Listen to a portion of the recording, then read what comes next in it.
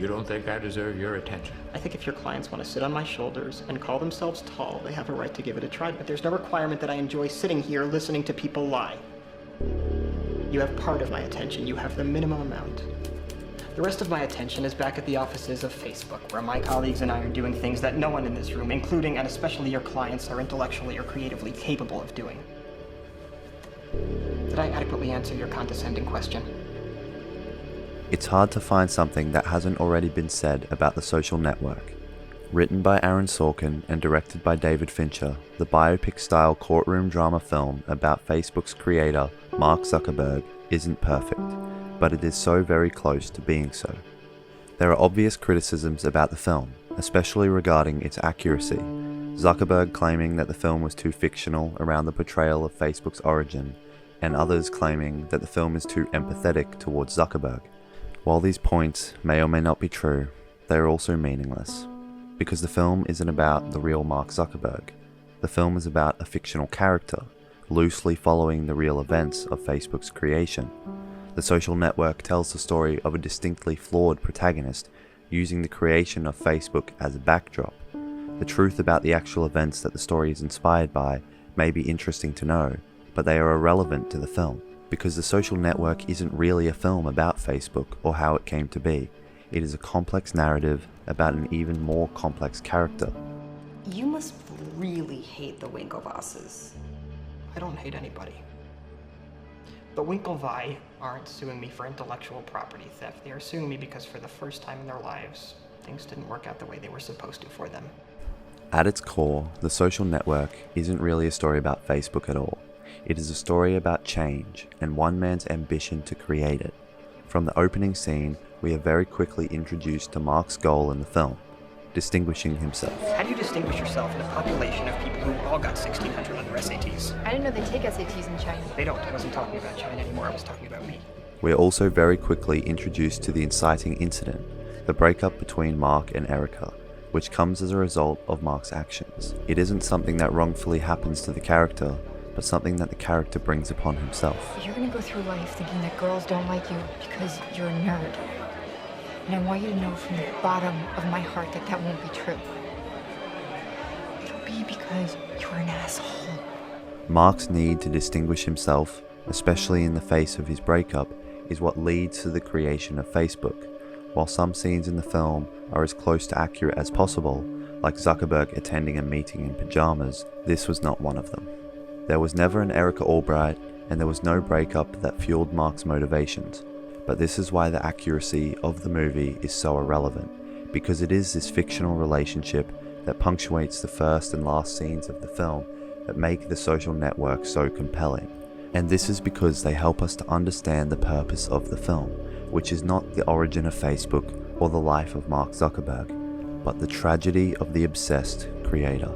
This opening scene perfectly sets up the whole film, quickly establishing our protagonist, his goal, and his internal motivations. And there's a difference between being obsessed and being motivated. Yes, there is. Well, you do. That was cryptic, so you do speak in code. I didn't mean to be cryptic. I'm just saying I need to do something substantial in order to get the attention of the clubs. Why? Because they're exclusive and fun, and they lead to a better life. Upon first consideration, Fincher seems like a very unusual pick as director for such a film, as he is very much a visual storyteller, with a strikingly dark visual aesthetic and tone.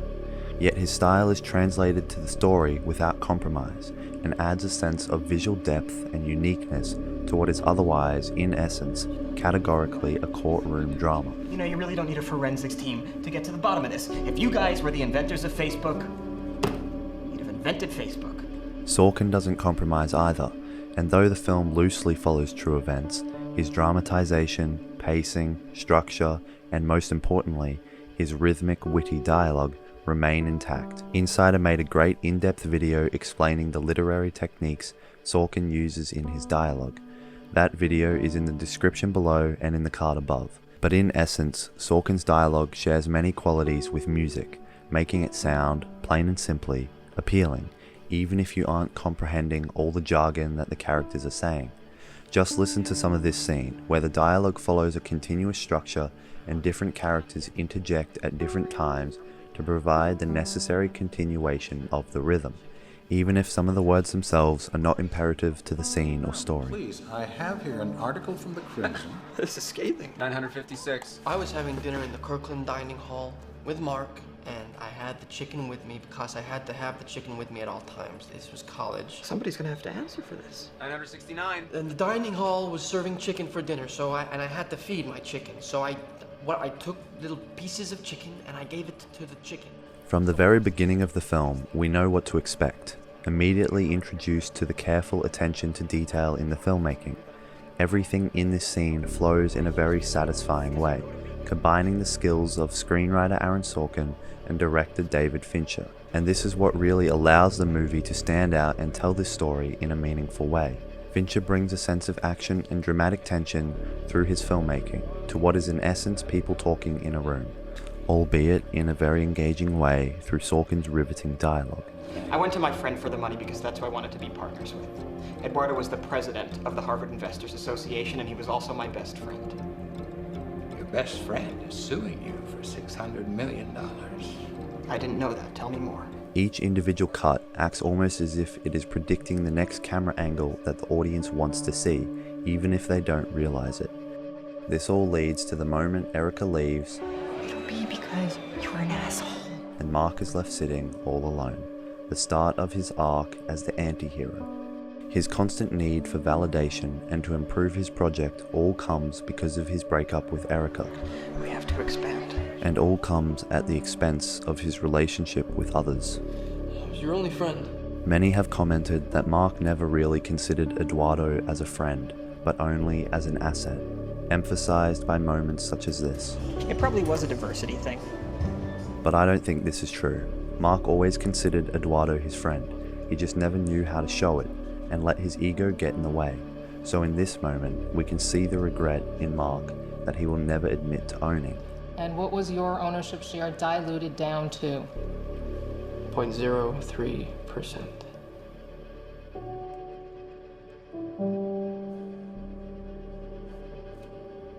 His reaction is not because he is being sued. His reaction is because it is Eduardo that is suing him. Better lawyer up, asshole, because I'm not coming back for 30%. I'm coming back for everything. This all helps to show the tragedy in Mark's actions, how his obsession to distract himself from his own problems leads to him having more problems, which is why this is Mark's reaction in the moment he first launches Facebook. Because, in a way, everything he has been working on so far, his project to distract himself, is over. What The Social Network does so well is bring all the layers of the film together into one unified product. Fincher's careful attention to filmmaking and Sorkin's careful attention to screenwriting are the perfect collaboration for such a film. In fact, when you look a little deeper, you may notice that the film's director, screenwriter, and subject aren't all that different. All three of them could be considered social outcasts. All three of them are excellent problem solvers, and all three of them are perfectionistic about what they do. Some certain psychology frameworks in particular support these claims, and what is significant about this is the result on the approach to the film. There is a heavy focus on detail, Sorkin writing his scenes to be acted within a set time, and Fincher often doing far more takes of a scene than most directors would care for. And this doesn't even take into consideration all of the other elements such as the captivating and seamless editing or the powerful score, both of which won the Oscar in their respective categories. The result of this is the perfect filmmaking collaboration for the story and subject matter that the film is addressing, because the filmmaking directly reflects the character of Mark. In many ways, the film echoes the real effects of Facebook's creation that Zuckerberg left in his wake, the creation of a social media that in reality is anything but. The movie very clearly shows us this. The first scene is one dense in color and filled with people, and the last is an empty, sterile room, nothing but Mark and his computer. And what is particularly sad about this is that while everything changes for everyone around him, nothing changes for Mark. He is just as alone in the beginning as he is in the end, and all of this comes about because of his perceived need for validation, rejecting his true need for a human connection. I think we should just be friends. I don't want friends. And this alerts us to the truth about Mark's flawed character. as junior lawyer Marilyn Delpy tells Mark. Creation must meet a devil. But really, Mark is his own devil. He places his ego above his needs, which lead to his inevitable downfall. The film details this and doesn't until the very end give us any glimpse of the character's redemption. You're not an asshole, Mark. You're just trying so hard to be. And that is the truth about the character. Mark isn't a bad person by nature. He just won't let anything stand in his way of getting what he thinks he needs. And it's in these final moments where Mark goes from being an anti-hero to a tragic hero. We watch as Mark, almost pathetically, continues to refresh the page on his laptop. He achieves his goal, but none of what he thought it would bring him. The final shot includes the caption, "Mark Zuckerberg is the youngest billionaire in the world." But the image that accompanies it is anything but how we perceive being wealthy.